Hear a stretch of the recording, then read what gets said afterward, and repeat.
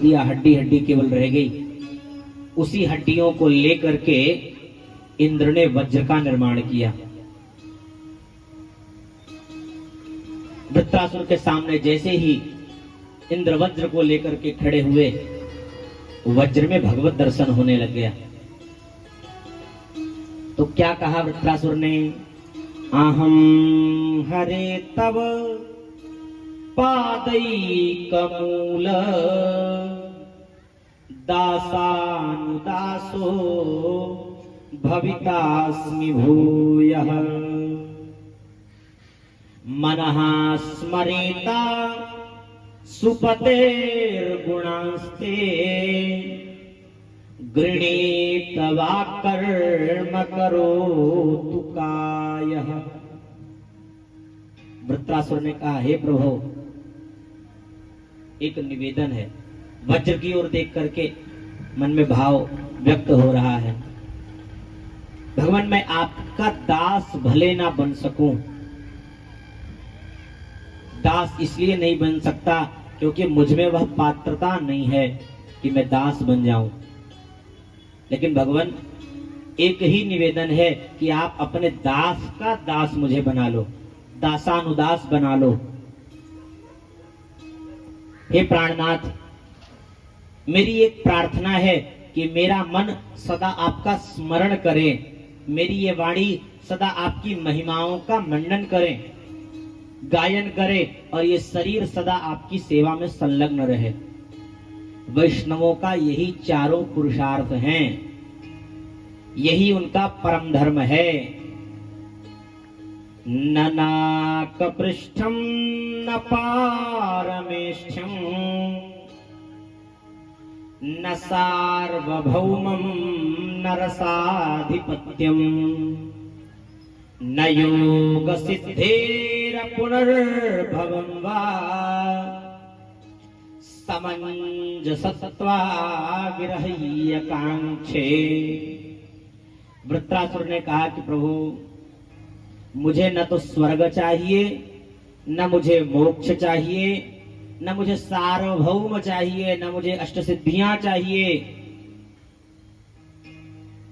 मेरा मन सदैव आपके चरणों में रमण करता रहे, यही मुझे चाहिए। मैं चाहे जितनी बार मरूं प्रभु, उस बात की मुझे चिंता नहीं है, लेकिन ममोत्तम श्लोक जने सुसंख्यम संसार चक्रे भ्रमतः स्वकर्मभिः त्वन्माययात्मात्मजदार्गेष्वा सक्त चित्तस्य नाथ भूयात्। वृत्तासुर स्तुति करते हुए कह रहे हैं कि जन्म और मरण चाहे जितनी बार हो प्रभु, पर हर जन्म में आपके रसिक भक्तों का चरण शरण मिले, हर जन्म में संग मिलता रहे। संतों का संग वास्तविक में दिव्य है। संतन के संग लाग रे तेरी अच्छी बनेगी, संतन के संग लाग रे तेरी अच्छी बनेगी, संतन के संग लाग रे तेरी अच्छी बनेगी, संतन के संग लाग रे तेरी अच्छी बनेगी, अच्छी बनेगी तेरी बिगड़ी बनेगी, अच्छी बनेगी तेरी बिगड़ी बनेगी, अच्छी बनेगी तेरी बिगड़ी बनेगी, अच्छी बनेगी तेरी बिगड़ी बनेगी। होए तेरो बड़ भाग रे तेरी अच्छी बनेगी, होए तेरो बड़ भाग रे तेरी अच्छी बनेगी, संतन के संग लाग रे तेरी अच्छी बनेगी, संतन के संग लाग रे तेरी अच्छी बनेगी, अच्छी बनेगी तेरी बिगड़ी बनेगी, अच्छी बनेगी तेरी बिगड़ी बनेगी, अच्छी बनेगी तेरी बिगड़ी बनेगी, अच्छी बनेगी तेरी बिगड़ी बनेगी, बन जाए सारे काम रे तेरी अच्छी बनेगी, बन जाए काम रे तेरी अच्छी बनेगी, संतन के संग लाग रे तेरी अच्छी बनेगी, संतन के संग लाग रे तेरी अच्छी बनेगी। बोले संत भगवान की। बड़ी देर तक स्तुति की। इंद्र ने सोचा ये तो बड़ा भगवत भक्त है, पास में गले मिलने के लिए आगे बढ़े। तुरंत किया, सावधान इंद्र, अब मैं तुमको मारने वाला हूं, तुम भी सावधान हो जाओ। एक योद्धा की तरह लड़ने के लिए आगे बढ़ो। आगे बढ़े लड़ने के लिए। इंद्र को जोर का झटका दिया। इंद्र के हाथ में जो वज्र था वो नीचे गिर गया। अब इंद्र को लज्जा आवे कि अब ये तो नीचे गिर गया, अब कैसे उठाऊं। वृत्रासुर ने कहा, सुनो योद्धा हो, सावधानी पूर्वक उठाओ, फिर से मुझसे लड़ो। अब की फिर से लड़ाई आरंभ हुई। अब की इतना जोर का मुंह फाड़ा कि वृत्रासुर के मुख में ही इंद्र प्रवेश कर गए। विचारणीय बात है, 1 साल तक उसके पेट में इंद्र बने रहे। भगवान की कृपा ये रही कि उनके हाथ में वज्र था। उस वज्र के प्रभाव से थोड़ा थोड़ा थोड़ा थोड़ा काटते काटते पेट के द्वारा पेट को फाड़ करके इंद्र बाहर आए और वृत्रासुर की समाप्ति हो गई। परीक्षित ने कहा कि प्रभु, इसमें भगवत भक्ति वृत्रासुर में इतनी कहां से आ गई। भगवान की स्तुति उसने रणभूमि में की, ये संस्कार राक्षस में कैसे आ गया। उन्होंने कहा, सुखदेव जी कहते हैं, राजन, ये वृत्रासुर पूर्व जन्म का चित्रकेतु नामक राजा था। इसकी लाखों रानियां थी, पर संतान एक भी नहीं थी। अंगिरा मुनि ने अपने आशीर्वाद स्वरूप कृपा में एक फल दिया और वह फल बड़ी रानी को खिला दिया, जिससे एक बेटा हुआ। बाकी रानियों को डाह होने लग गया कि अब तो ये बड़ी रानी को ही प्रेम करेगा, उसी के बेटे को राजा बनाएगा। एक दिन उस बच्चे को विषपान करा दिया, विष दे दिया। बालक सोया और सोता ही रह गया। रानी को पता चला तो चीत्कार करके रोने लग गई। राजा भी छाती पीट पीट कर रोने लग गया। उसी क्षण देवर्षि नारद जी अंगिरा मुनि के साथ प्रकट हो गए। अंगिरा मुनि ने कहा, राजन, तुम क्यों रोते हो? मैंने तुम्हें पहले ही संकेत कर दिया था कि तुम्हारे भाग्य में पुत्र नहीं लिखा। तुमने जबरदस्ती किया तो ये पुत्र हुआ, लेकिन वो भी छोड़कर चला गया। अब रोना धोना बंद करो। राजा ने कहा, नहीं, हमको एक बार बेटे से मिलना है। यहां पर बार बार कहने पर नारद जी महाराज ने उस बालक को प्रकट कर दिया। बालक ने कहा नारद जी महाराज से, जो आज्ञा प्रभु, क्या आज्ञा है मेरे लिए? उन्होंने कहा, ये माता पिता तुम्हारे रो रहे हैं। बोले, कौन से माता पिता? बोले, ये। उस पिता ने भी सोचा, देखो अभी इनका शरीर पूरा और ये मुझे नहीं पहचान रहा। उस बालक ने कहा, किस जन्म के आप माता पिता हैं? मेरा तो कितनी बार जन्म हुआ, कितनी बार मैं मरा। कर्मानुसार मैं शरीर ग्रहण करता हूं, तो मुझे तो गिनती मालूम नहीं। कुकर, सूकर, बिल्ली, चूहा आदि हम बने। मैंने लाखों शरीर धारण किए हैं। जब भी शरीर मिलता था तब उस शरीर के कोई ना कोई माता पिता होते थे। इसलिए आप कौन से जन्म के हैं? नारद जी बोले, राजन जल्दी से परिचय दो। राजा ने कहा, बस हो गया परिचय। हम रोते रोते अपनी आंख फोड़ बैठे और ये मुझे पहचान नहीं रहे हैं। तो यहाँ पर कहा कि एक दिन चित्रकेतु विमान पर बैठ करके विचरण करने लग गया। एक बार कैलाश पर्वत पर गया, वहां जाकर उसने देखा कि भगवान शंकर माता भवानी को अपनी गोद पर बैठा करके संतों को ब्रह्म ज्ञान का उपदेश कर रहे हैं। चित्रकेतु चक्कर में पड़ गया, सबके बीच में आकर के भगवान को बोला, उल्टा सीधा कहने लग गया, बड़े धर्माचार्य बने फिरते हो, शर्म नहीं आती? इन्हें पता नहीं कि किस समाज में बैठे हैं। एष लोक गुरु साक्षात धर्मम वक्ता शरीरिणाम आस्ते मुख्य सभायाम वही मिथुनी भूय भार्यया। इस प्रकार चित्रकेतु अनर्गल प्रलाप करने लग गया। भोलेनाथ जी तो हंसते रह गए, लेकिन भवानी को बड़ा क्रोध आ गया कि ये हमको शिष्टाचार सिखाने आया है, हम पर तूने पाप दृष्टि डाली है, इसलिए हे दुर्मति जा, तू पापमती हो जा, तू असुर हो जा। तब भवानी के चरणों में गिर करके कहने लग गया, प्रतिगृह्णामि ते शापम, मैया मुझे शाप से मुक्त कर दो। भगवान शंकर के कहने पर उन्होंने कहा, देखो साप दे दिया, वो तो वापस नहीं होगा, लेकिन तुम्हारा कल्याण हो जाएगा। और यही कालांतर में वृत्रासुर बना। भगवत भक्ति के संस्कार के कारण रणभूमि में भी इसने भगवान की दिव्य स्तुति की और आज वज्र के द्वारा इसका उद्धार हो गया। दिति के मरुदगण 49 ऐसे बेटे हुए। राम जी के काल में है ना, अट्टहास करि गर्जा कपि बढ़ि लाग आकाश, उसके पूर्व में चले मरुत 49। वो जो मरुदगण 49 मरुदगण थे वो दिति मैया के पुत्र थे। यह वायु के विविध रूप हैं।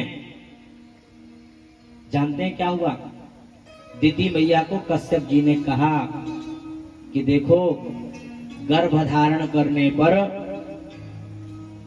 बहुत सारी विधियों का पालन करना होता है। बाल खुला नहीं रखना, मुख बहुत खोल करके नहीं रखना, नहीं तो तुम्हारे जो सुयोग्य बालक होने वाले हैं वो समाप्त हो जाएंगे। इंद्र ने समझा कि हमारी गद्दी ये बालक बड़े ही तेजस्वी होंगे, हमारी गद्दी ना हथिया लें, हमको समाप्त न कर दें, इसलिए वो दिन रात इसी ध्यान में है कि किस प्रकार इन बालकों को मारूं। एक दिन दिति मैया केस खोल करके लेटी थी और दिव्य मुख खोल करके उन्होंने आवास लिया, और जैसे ही लिया प्रवेश कर गया इंद्र, और इंद्र ने उन बालकों के 49 टुकड़े कर दिए। वही बाद में 49 मरुदगण हुए। हरि प्रेरित देहि अवसर चले मरुद 49। ये वही मरुदगण हैं जो दिति पुत्र होकर के भी देवताओं में गिने जाते हैं। पुंसवन व्रत के विविध षष्ठ स्कंद के अंतिम अध्याय में महामुनि श्री सुखदेव जी ने विस्तार पूर्वक बताया है। अब हम भक्त प्रहलाद का चरित्र श्रवण करेंगे। 2-4 मिनट का एक भजन शुक्ल जी प्रस्तुत करेंगे, प्रहलाद चरित्र, और जल्दी ही फिर आगे भगवान का। जल्दी क्या, अभी तो समय लगेगा, इंतजार करना पड़ेगा। बैठो सब लोग।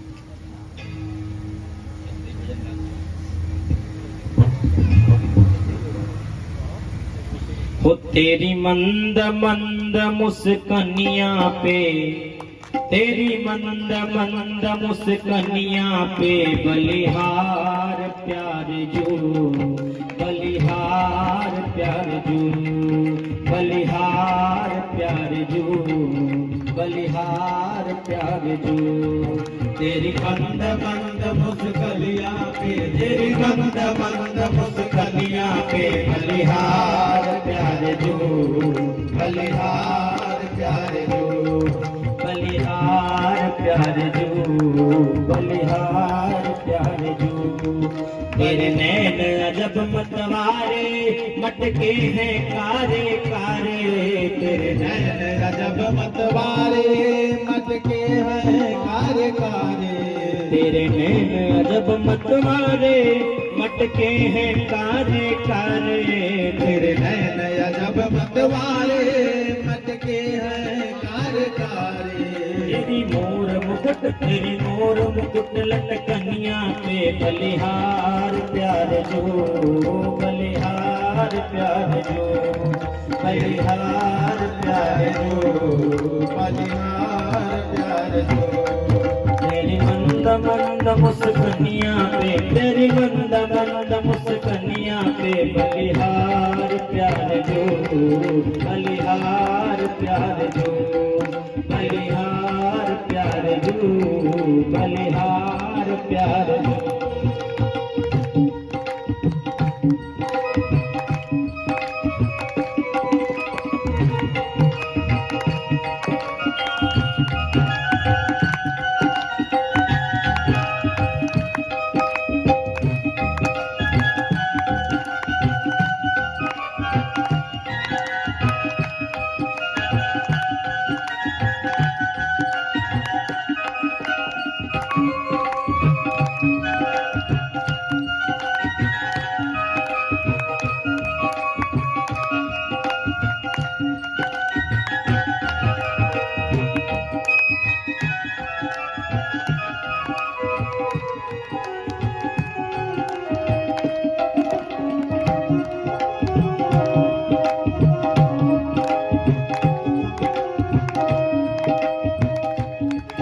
तेरे बाल अजब घुंघराले बादल हो कारे कारे तेरे बाल गजब घुंघराले बादल हो काले काले बाल अजब घुंघराले बादल हो कारे कारे तेरे बाल गजब घुंघराले बादल हो काले काले तेरी तिरछी सी चितवनिया पे तेरी तिरछी सी चितवनिया पे बलिहार प्यार जो बलिहार प्यार जो बलिहार प्यार जो बलिहार प्यार जो तेरी मंद मुस्कनिया पे तेरी मंद मुस्कनिया पे बलिहार प्यार जो बलिहार प्यार जो बलिहार प्यार जो बलिहार प्यार जो तेरे बाल अजब घुंघराले मटके हैं कारे कारे तेरे बाल गजब घुंघराले मटके हैं काले काले तेरे बाल अजब घुंघराले मटके हैं कारे कारे तेरे बाल गजब घुंघराले मटके हैं काले काले तेरी तिरछी सी चितवनिया पे तेरी तिरछी सी चितवनिया पे बलिहार प्यार जो बलिहार प्यार जो बलिहार प्यार जो बलिहार प्यारे इस राधा गोविंद भगवान की जय हो। इतना सुंदर उपदेश दिया तदोपरांत परीक्षित जी ने एक प्रश्न किया कि भगवान आप कहते हैं शास्त्र कहता है व्यक्ति कहते हैं संत कहते हैं साधुजन कहते हैं कि भगवान समदर्शी हैं सम का मतलब एक समान देखना सभी को लेकिन हमने जितनी भी बार प्रसंग कोई सुना तो भगवान सरासर पक्षपाती दिखाई देते हैं पक्षपात करने वाले दिखाई देते हैं बोले कैसे बोले जहां देखो वहां देवताओं को बचा लेते हैं और राक्षसों को मार देते हैं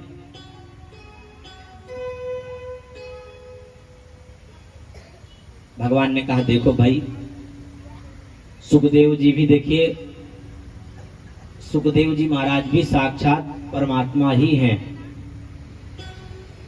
सुखदेव जी महाराज कहते हैं देखो भाई कौन कहता है कि भगवान राक्षसों को ही मारते हैं अरे भाई हिरण्यकशिपु जैसे दुर्दांत राक्षस, उसी का पुत्र प्रहलाद भगवान हिरण्यकशिपु का उदर विदीर्ण करते हैं और बालक प्रहलाद को प्रेम करते हैं। तो राक्षसों की बात है तो राक्षस तो प्रहलाद भी हैं, तो फिर उनके ऊपर तो भगवान लाड लड़ाते हैं। अब ये प्रसंग सुनते ही परीक्षित जी ने कहा, प्रभु ये हिरण्यकशिपु का नाम बहुत सुना, प्रहलाद जी का नाम सुना है भगवत भक्त से, थोड़ा इनके बारे में भी थोड़ा बताइए ना। उन्होंने कहा, पहले आपने प्रसंग सुना,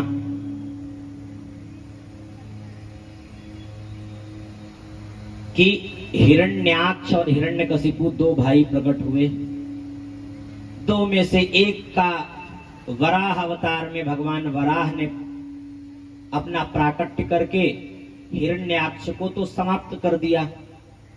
अब हिरण्यकशिपु कट्टर वैरी बन गया भगवान का, बोला नारायण को जहां पाऊंगा वहीं मारूंगा। इस दृष्टि से वो गया एक पर्वत पर और वहां जाकर के वो ध्यान मग्न हो गया। ध्यान किसका कर रहा है पता है? ब्रह्मा जी का। अंगुष्ठ मात्र पर खड़े होकर के उसने स्मरण किया है ब्रह्मा जी का। इतना समय हो गया उसके शरीर में दीमक ही दीमक लग गए।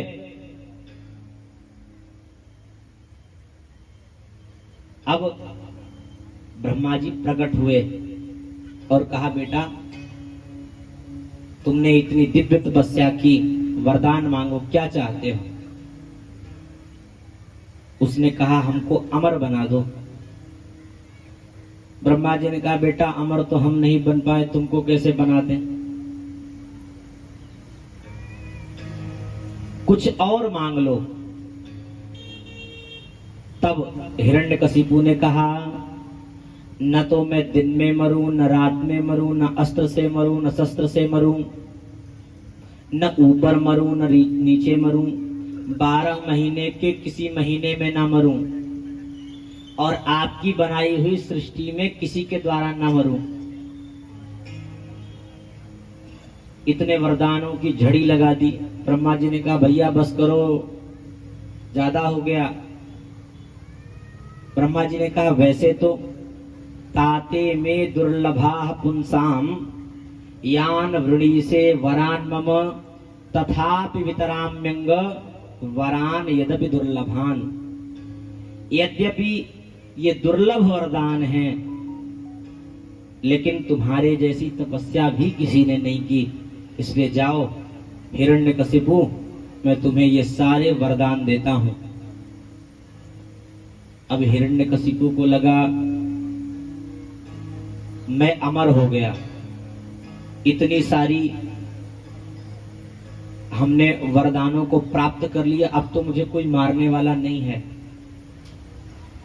पहुंच गया स्वर्ग आदि लोकों में, इंद्र को दौड़ा दिया, वरुण कुबेर आदि से पानी भरवावे, अपने कामों में इन सबको लगा लिया, सभी को भगाना शुरू कर दिया। अब सभी लोग इससे दुखी हैं।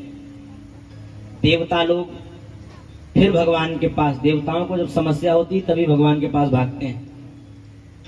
पहुंच गए भगवान के पास, प्रभु ये तो बहुत सता रहा है, कब इस दुष्ट से पिंड छूटेगा? भगवान ने कहा, चिंता मत करो, बहुत जल्दी ही वह क्षण आएगा। कालांतर में हिरण्यकशिपु के 4 बेटे हुए, आह्लाद, अनुलाद, संह्लाद और प्रहलाद। प्रहलाद जी महाराज बचपन से ही अद्भुत प्रतिभा संपन्न थे। ब्रह्मण्यः शील संपन्नाः सत्यसंधो जितेंद्रियः। प्रहलाद जी बचपन से ही जितेंद्रिय थे, जिन्होंने अपनी इंद्रियों को जीत लिया।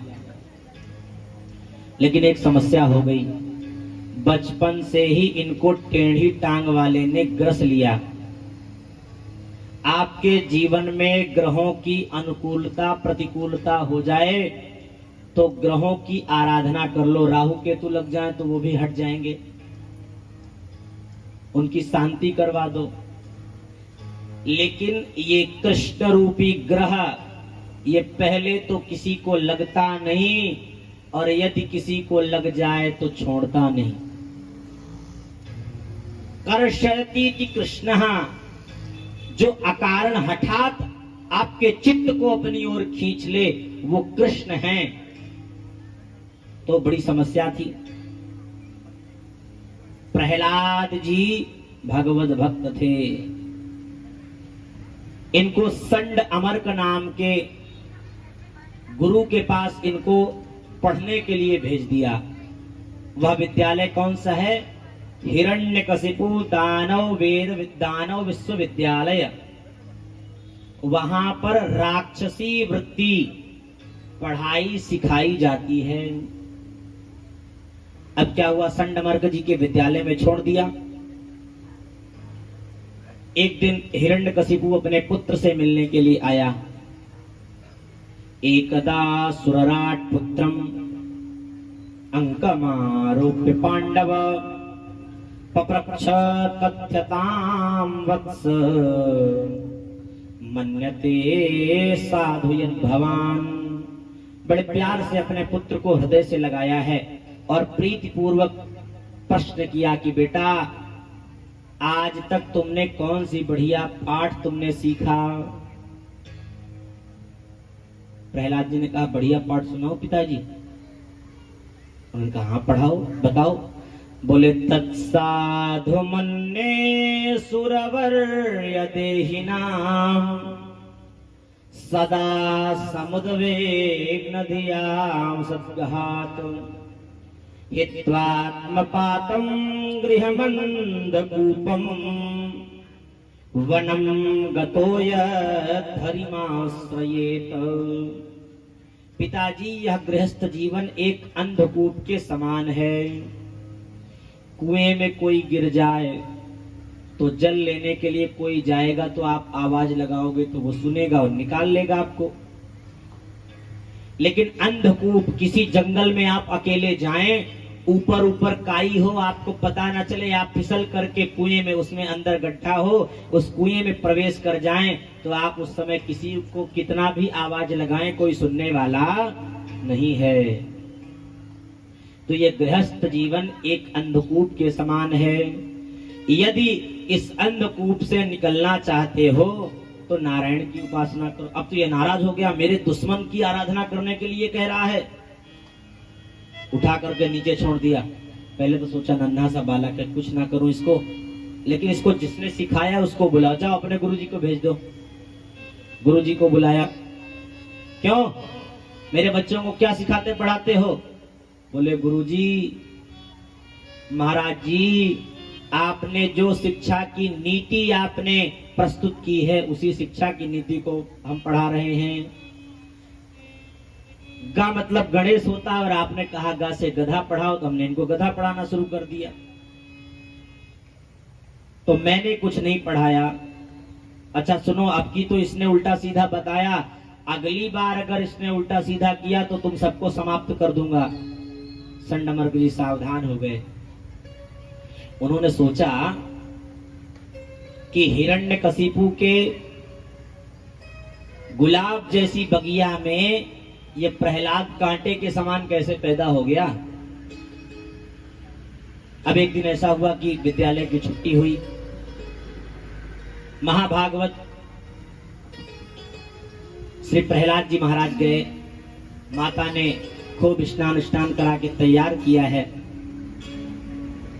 और राजभवन में भेज दिया। राजभवन में पहुंचते ही प्रहलाद जी को अंक में धर लिया है हिरण्यकशिपु ने। हिरण्यकशिपु ने आज प्रश्न किया कि बेटा अब बताओ तुमने कौन कौन से पाठ बढ़िया पढ़े हैं, उसको सुनाओ। गुरुजी की ओर देखकर कहने लग गए, गुरुजी, पिताजी हर बार बढ़िया बढ़िया प्रश्न का उत्तर सुनना चाहते हैं, ये बढ़िया पूछते हैं और मैं घटिया सुनाता हूं। इनको ऐसा लगता है। पिताजी अब की बार मैंने 9 पाठ पढ़े। अच्छा 9 पाठ पढ़ लिए। गुरुजी की धड़कनें तेज हो गई। पहली बार 1 पाठ सुनाया था, अब की 9 पाठ सुनाने जा रहा, पता नहीं क्या करने वाला ये। प्रहलाद जी ने नवधा भक्ति सुनानी शुरू कर दी। श्रवणम कीर्तनम विष्णोः स्मरणम पाद सेवनम अर्चनम वंदनम दास्यम सख्यमात्म निवेदिनम इति पुंसार्पिता विष्णु भक्तिश्चेन्नवलक्षणा क्रियते भगवत्यधा तन्मन्येधितमुत्तमम्। भगवान की 9 प्रकार से भक्ति बतानी शुरू कर दी। अब तो नाराज हो गया, उठा करके पटक दिया अपने आसन से और राक्षसों को बोल दिया, जाओ इस बालक को समाप्त कर दो, मार डालो। उन सब ने पहाड़ों से गिराया, जल में फेंक दिया। होलिका ने जलाना चाहा, स्वयं जल गई, लेकिन ये भगवत भक्त हैं, इनका बाल माका नहीं हुआ। खूब मारने का प्रयास किया। अंत में संडमर्क जी ने कहा, देखिए बालक है, अब की इसको फिर से विद्यालय भेजो, अब की वो ठीक हो जाएगा। तो संड अमर्क जी लेकर गए विद्यालय में। एक दिन गुरुजी बाजार गए सामान लेने के लिए, तो जितने भी विद्यार्थी थे उन सबने सोचा खेलने का अच्छा मौका मिल गया समय, चलो खेलते हैं। प्रहलाद जी भी गए और उन्होंने कहा कि कौन सा खेल खेल रहे हो? बोले छुपा छुपी का खेल खेल रहे हैं। बोले पता है इस छुपा छुपी खेल का आरंभ किसने किया? बोले किसने किया? बोले भगवान ने ही छुपा छुपी का खेल आरंभ किया। पहले हम जीवात्मा छुपे तो भगवान ने अपने उदर से सभी को निकाल दिया। अब भगवान भी इस जगत में सर्वत्र व्याप्त हैं। अब भक्तों से कहा हमको ढूंढो। अब भगवत भक्ति का उपदेश करने लग गए। उन बालकों ने पूछा, प्रहलाद तुझे ये सब, हम लोग भी उसी आयु के हैं, तुझे ये समझ में कैसे आता है? तुझको ये कहां से मिला? बोले जिस समय मेरे पिताजी तपस्या करने के लिए गए ना, तो इंद्र मेरी माँ को मारने के लिए आए कि जब ये हिरण्यकशिपु इतना दुष्ट है तो इसका बालक कितना दुष्ट होगा, तो हमें मारने के लिए आए। लेकिन नारद जी ने छुड़वा लिया। नारद जी अपने आश्रम में हमारी माँ को लेकर गए। नारद जी उपदेश दिया करते थे, मेरी माँ सुनती थी, गर्भ में बैठा मैं भी सुना करता था। उन मित्रों ने कहा, देख भाई प्रहलाद, ये पूजा पाठ करना, भगवान का भजन करना, ये बूढ़ों का काम है। प्रहलाद जी कहते हैं, कितना आयु अपना समझते हो? बोले 100 साल। लिखवा कर लाए हो क्या 100 साल जियोगे? 50 साल में भी तो लोग गुजर जाते हैं, 70 साल में भी तो चले जाते हैं, 15 साल में भी तो चले जाते हैं। चलो अच्छा, मैं कहता हूं 100 साल मान लो। 100 साल में आधी रात्रि होती है, आधा दिन होता है, तो 50 साल हम सबने सोने में गंवा दिया। बाकी का काल बचा 25 वर्ष तक हमने पढ़ाई की। 25 वर्ष के बाद हमारा विवाह हो गया, फिर हमने बच्चे हुए, बच्चों की देखरेख की, फिर बच्चों का विवाह।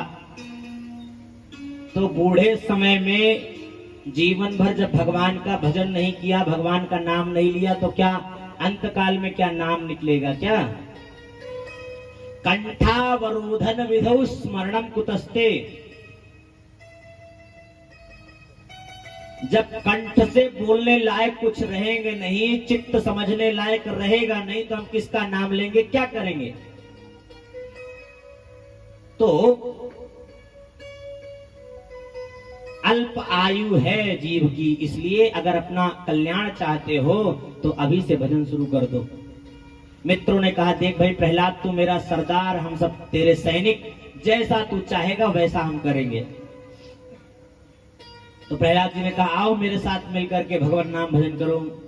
श्रीमन नारायण नारायण नारायण, श्रीमन नारायण नारायण नारायण, श्रीमन नारायण नारायण नारायण,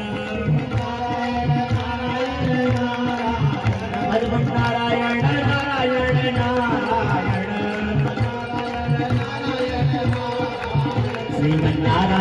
नारायण नारायण श्रीमन्नारायण नारायण नारायण भगवन्नारायण नारायण नारायण नारायण नारायण नारायण श्रीमन्नारायण नारायण श्रीमन्नारायण नारायण नारायण। संडमर्क जी आए, दूर से ही देखा कि ये तो पहले खुद रोगी था और सभी को इसने रोगी बना दिया। मैं कहीं इनको छुटाने के लिए गया, इनको छूने गया तो मैं भी रोगी बन जाऊंगा। कोरोना की तरह ही था वो, ऐसे छूने के लिए सब भागते थे ना, तो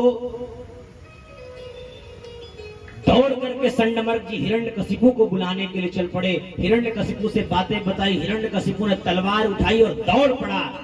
इधर हिरण्यकशिपु आवेश में तेजी से चला आ रहा है और इधर भगवान नाम संकीर्तन चल रहा है। सीताराम सीताराम सीताराम जय सीताराम सीताराम सीताराम सीताराम जय सीताराम सीताराम सीताराम सीताराम जय सीताराम सीताराम सीताराम सीताराम जय सीताराम सीताराम सीताराम सीताराम जय सीताराम सीताराम सीताराम सीताराम जय सीताराम। हिरण्यकशिपु तलवार लेकर के आया। बाकी बच्चे तो देख करके शांत हो गए, लेकिन प्रहलाद जी के आनंद का तो पारावार नहीं रहा। वो तो अभी भगवान नाम संकीर्तन में चल रहे हैं। हरि शरणम हरि शरणम हरि शरणम हरि शरणम हरि शरणम हरि शरणम हरि शरणम हरि शरणम हरि शरणम हरि शरणम हरि शरणम हरि शरणम हरि शरणम हरि शरणम हरि शरणम हरि शरणम हरि शरणं हरि शरणं हरि शरणं हरि शरणं हरि शरणम हरि शरणम हरि शरणम हरि शरणम। अब अट्टहास करके चिल्लाने लग गया।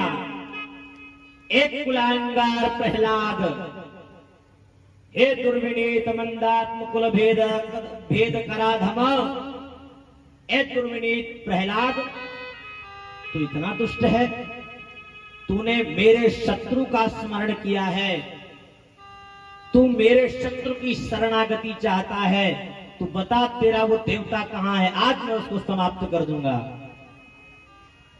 प्रहलाद जी ने कहा, पिताजी आपका प्रश्न ही गलत है। आप ये मत पूछिए कि कहां है, मैं तो कहता हूं कहां नहीं है मेरा परमात्मा, वो बताओ। सामने एक खंभा था, उसने कहा कि क्या इस खंभे में तेरा देवता है? उसने कहा बिल्कुल इस खंभे में है। जोर से उसने एक गदा का प्रहार उस खंभे में किया, खंभा फट गया और उसी से भगवान का प्राकट्य हो गया। गगड़ गड़गड़ानो खंभ फाटो चरचरानो निकसो नाहर को रूप अति भयानक है।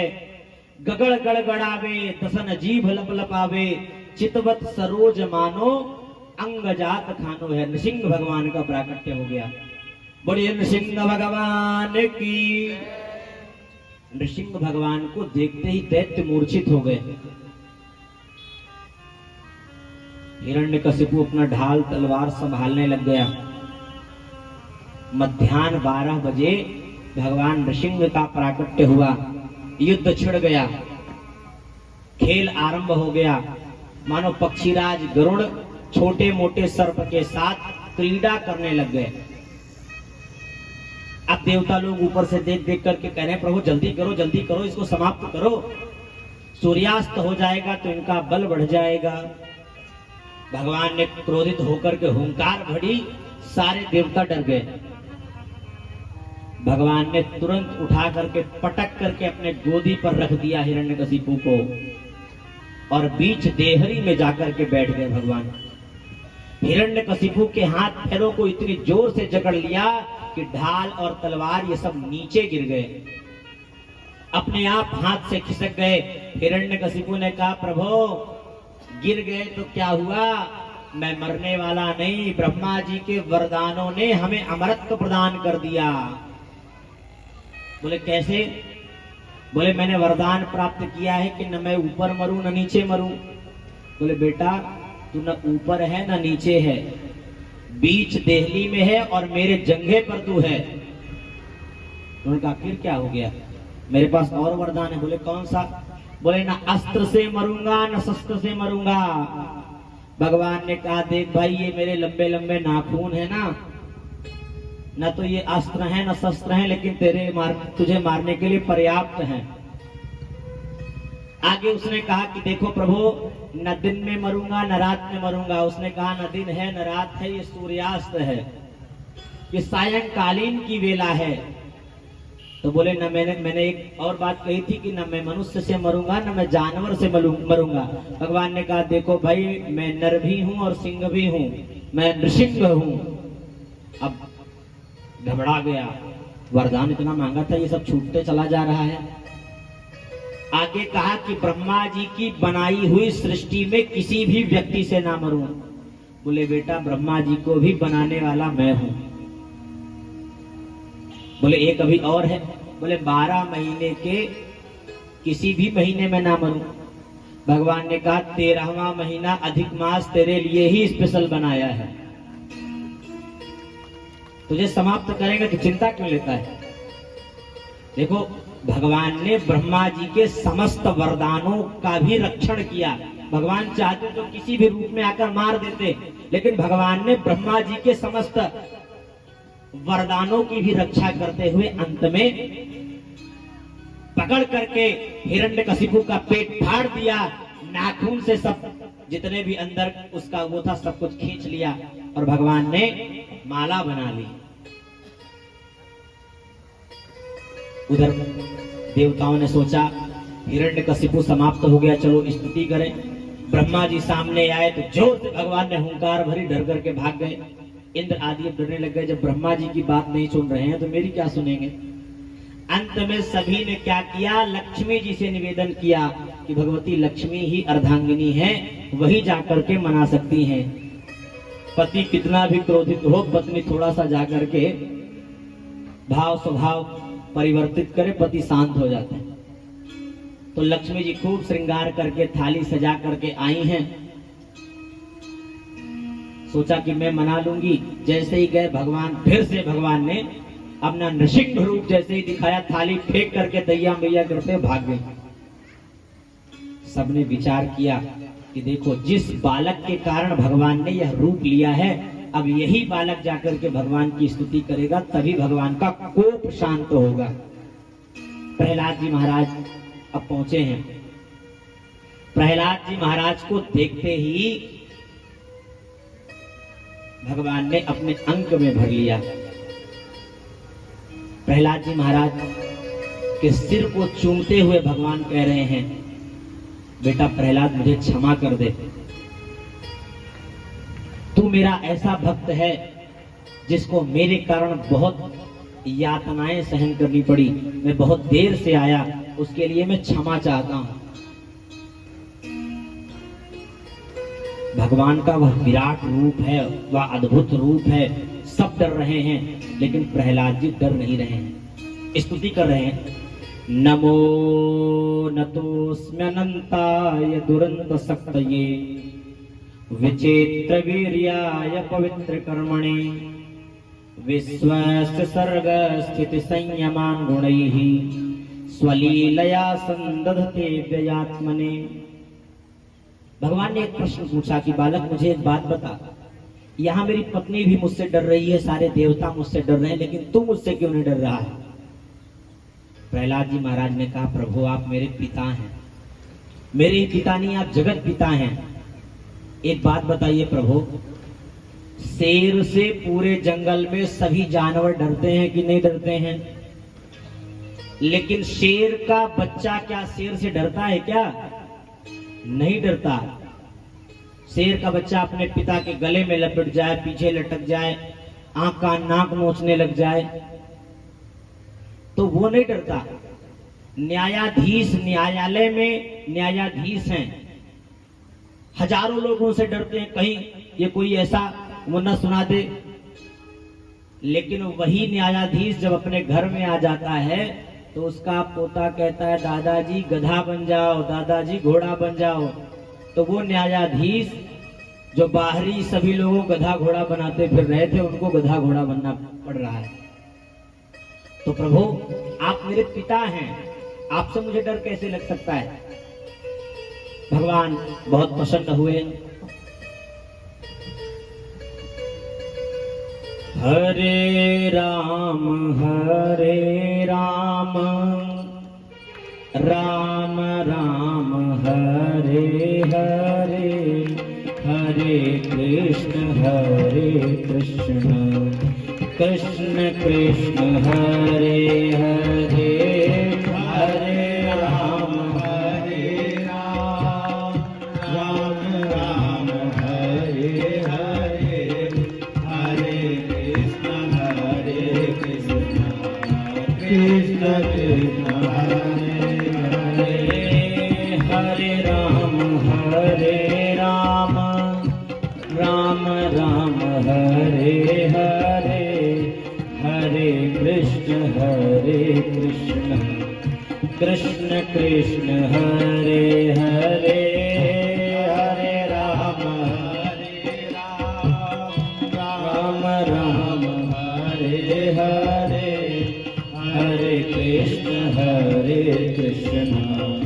कृष्ण कृष्ण हरे हरे, हरे राम राम राम हरे हरे, हरे राम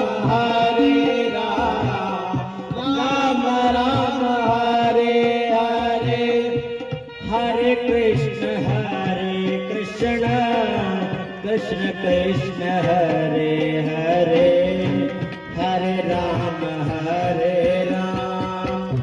राम राम हरे हरे, हरे कृष्ण कृष्ण कृष्ण हरे हरे, हरे राम राम राम हरे हरे, हरे कृष्ण कृष्ण कृष्ण हरे हरे। बोले श्री कृष्णचंद्र भगवान की जय हो। इस प्रकार सप्तम स्कंध में भगवान का नृसिंह अवतार हुआ। अष्टम स्कंध में मनवंतरों का वर्णन है। मात्र 20 मिनट में भगवान का हम जन्म महोत्सव मनाएंगे, तो आप सभी लोग सावधानी पूर्वक बैठे रहें। 20 मिनट में ही हम भगवान का जन्म महोत्सव मनाना शुरू कर देंगे। तो देखो भाई, सतयुग, त्रेता युग, द्वापर युग, कलयुग, इन चारों युगों का जब 1000 वर्ष व्यतीत होता है तब ब्रह्मा जी का एक दिन होता है। ब्रह्मा जी के एक दिन में 14 मनवंतर होते हैं। स्वायंभू मनवंतर, स्वारोचिस मनवंतर, औत्तम मनवंतर, तामस मनवंतर, रैवस मनवंतर, चाक्षुष मनवंतर, वैवस्वत मनवंतर। इस समय हम लोग वैवस्वत मनवंतर में चल रहे हैं। सावर्णी मनवंतर, दक्ष सावर्णी मनवंतर, ब्रह्म सावर्णी मनवंतर, धर्म सावर्णी मनवंतर, रुद्र सावर्णी मनवंतर, देव सावर्णी मनवंतर, इंद्र सावर्णी मनवंतर। तो एक बार क्या हुआ कि भगवान ने गज का ग्राह से उद्धार किया। आसीद गिरिभरो राजन त्रिकूट इति विस्तृतः, क्षीरोदेनावृतः श्रीमान योजनायुतमुच्छ्रितः। सुखदेव जी महाराज कहते हैं त्रिकूट नामक पर्वत पर एक गजराज निवास करता था। अनेक उसकी रानियां थी, अपने झुंड के साथ ही वो विहार करता था। इतना बलशाली था कि शेर आदि भी उससे डरते थे। एक दिन उसे प्यास लगी, एक सरोवर में वो पानी पीने के लिए गया। पानी पीते पीते उसको ये लगा कि इसी जल में विहार कर लें, तो पानी को मथने लग गया। पानी को मथते मथते एक मगरमच्छ को क्रोध आई और उसने इसका पैर पकड़ लिया। जब पैर पकड़ लिया तो क्या हुआ, ये छुड़ाने लग गया। इसने सोचा कि मैं तो इतना बलशाली, उससे छुड़ा लूंगा। छुड़ाने का खूब प्रयास किया, नहीं छुड़ा पाया। पत्नी बच्चों ने भी छुड़ाने का प्रयास किया, नहीं छुड़ा पाए तो पत्नी बच्चे भाग गए। अब वो अकेला रह गया। अंत में जब पूरे परिवार का साथ नहीं मिला, परिवार भाग गया, तो इसने सोचा अब क्या करें, अब मेरा कल्याण कैसे होगा। सुख में आन सब ही मिल,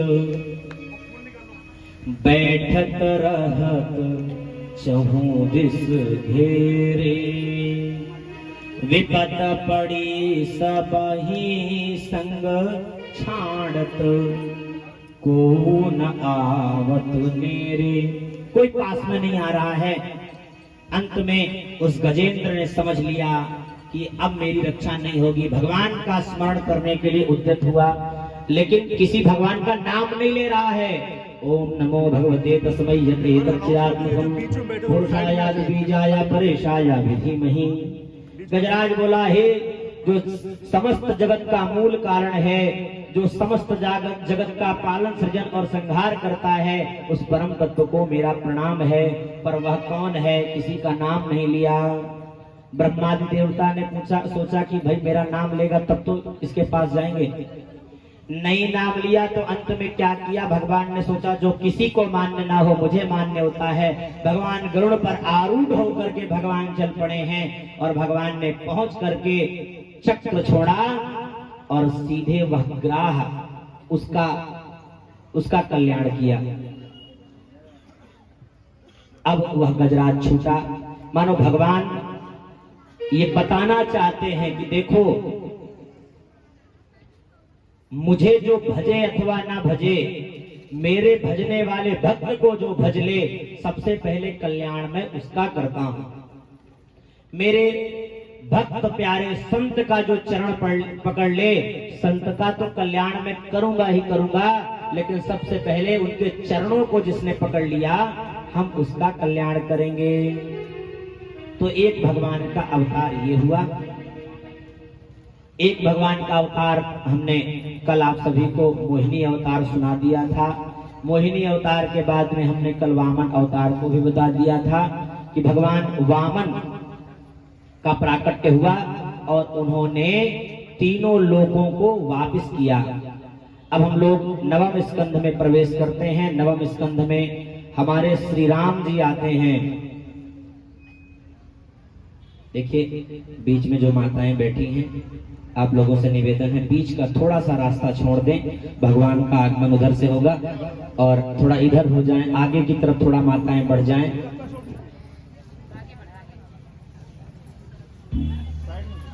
नवम स्कंद के 24 अध्याय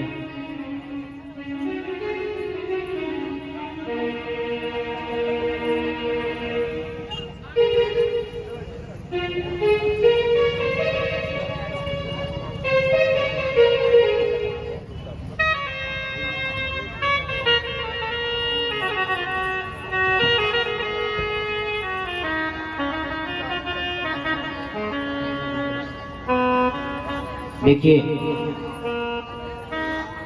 24 अध्यायों में 12 अध्यायों में सूर्य वंश का वर्णन किया है, जिसमें हमारे श्री राम जी आए, और 12 अध्यायों में चंद्र वंश का वर्णन किया, जिसमें हमारे बाल कृष्ण लाल भगवान श्री कृष्ण आए।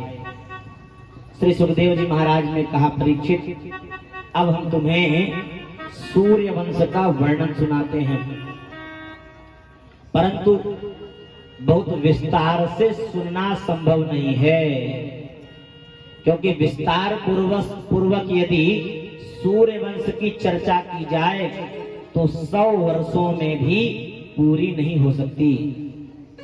इसलिए अति संक्षेप में श्रवण करो। श्रीमन नारायण के नाभि कमल से ब्रह्मा जी का जन्म हुआ। ब्रह्मा के बेटे हुए मरीचि, मरीचि के बेटा हुए कश्यप मुनि, कश्यप के बेटा हुए विवस्वान सूर्य। इन्हीं से चला सूर्य वंश। विवस्वान सूर्य के पुत्र हुए श्रद्धादेव मनु, जिनकी श्रद्धा नाम की पत्नी से जब कोई संतान नहीं हुई तो इनके आदि गुरु वशिष्ठ जी हैं। वशिष्ठ जी ने यज्ञ कराया। सूर्य वंश में प्राय संतों की समस्या बनी रही। यज्ञ आदि कर्म करने पर ही संतों की कृपा से बालकों का जन्म हुआ। अब रानी चाहती हैं कि पुत्री हो जाए, राजा चाहते हैं पुत्र हो जाए। ब्राह्मणों ने संकल्प लिया तो रानी ने कह दिया यदि बेटी हुई तो खूब धन देंगे, फूल खूब माला माल कर देंगे, नहीं हुई तो कुछ भी नहीं देंगे। इधर राजा ने कहा था कि बेटा हो, रानी ने कहा बेटी हो। तो रानी ने तो बढ़िया बात बता दी, तो रानी का संकल्प मान लिया गया। कालांतर में रानी के गर्भ से एक बालिका का जन्म हुआ। पुत्री को पाकर के रानी तो गदगद हो गई, लेकिन राजा उदास हो गए। उदास राजा वशिष्ठ जी के पास आए, गुरु जी गड़बड़ हो गई, मैंने तो पुत्र चाहा पर मुझे पुत्री प्राप्ति होगी। ब्राह्मणों से पूछा तो ब्राह्मणों ने बताया इनकी श्रीमती जी ने ही तो कहा था। वशिष्ठ जी ने कहा ये बताओ तुम दोनों की आपस में बनती नहीं है क्या? तुम बेटा चाहते हो, ये बेटी चाहते, ब्राह्मण लोगों को बीच में फंसा दिया कि नहीं? अब जाओ बेटी हो गई तो बेटी को लो। राजा ने कहा प्रभु हमें तो बेटा चाहिए। उन्होंने कहा हम कहां से दे दे भाई, अब बेटी हो गई तो हो गई। उन्होंने कहा नहीं, यदि आप चाहेंगे तो बेटी को आप बेटा बना सकते हैं। बाद में ऐसा ही हुआ, गुरु वशिष्ठ जी ने बालिका को ही बालक बना दिया। बाद में मनु महाराज के इक्ष्वाकु, नृग, सर्याति, दिष्ट, घृट, करुष, नृष्यंत, पृषभ, नभग, कवि आदि ये सब 10 पुत्र हुए। इन 10 पुत्रों से ही सूर्य वंश का विस्तार हुआ। इनमें शर्याति नामक जो पुत्र थे उनकी एक बेटी हुई जिसका नाम था सुकन्या। सुकन्या ने धोखे में अनजाने में च्यवन मुनि की आंखों को फोड़ दिया। बाद में च्यवन मुनि के साथ ही इनका विवाह हुआ। बाद में च्यवन मुनि ने अश्विनी कुमारों के प्रभाव से नवयौवनता को प्राप्त कर लिया। सर्याति जी के वंश में आगे महाराज रेवत हुए। इनके 100 पुत्र हुए। सबसे बड़ा था कुमुदनी, जिससे उसकी बेटी थी रेवती। इसी रेवती का विवाह आगे चल करके महाराज बलराम जी के साथ हुआ। सुखदेव जी कहते हैं परीक्षित जी मनु महाराज के जो दूसरे बेटे थे नभग, आगे उनके बेटे हुए नाभाग, नाभाग के बेटे हुए परम भागवत श्री अम्बरीश जी महाराज।